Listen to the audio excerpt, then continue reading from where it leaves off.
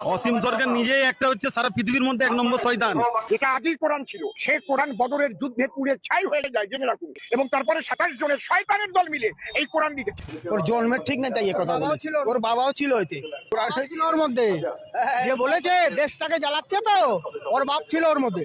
এবং বারে বারে এই কোরআনের মধ্যে এমন এমন জিনিস ঢুকানো হয়েছে, বাচ্চাদের শেখানো হচ্ছে, এ মুসলমানগণ অমুসলমানদের যেখানে পাইবে সেখানে বন্দী করিবে, নির্মম ভাবে হত্যা করিবে, কোরআনে লেখা। এদের শিক্ষা দীক্ষা সম্বন্ধে আমাদের খুবই সন্দেহ আর কি। এরা কোথায় পড়েছে, কি পড়েছে, কোন হোয়াটসঅ্যাপ ইউনিভার্সিটিতে পড়েছে আমাদের জানা নেই। আমি সে ধর্মগ্রন্থ ভরে প্রস্তাব করি, সে ধর্মগ্রন্থ আমি যখন তখন পুড়িয়ে ফেলতে পারি। আমি হিন্দু সমাজে, সনাতন হিন্দু সমাজকে আবেদন করবো, আপনার অসভ্য বর্বর মানুষ হইবে, পশুটাকে আপনার দল থেকে, হিন্দু সমাজ থেকে তাড়িয়ে দিবে। হিন্দুদের বদনাম হবে, সনাতন হিন্দুদের বদনাম হবে।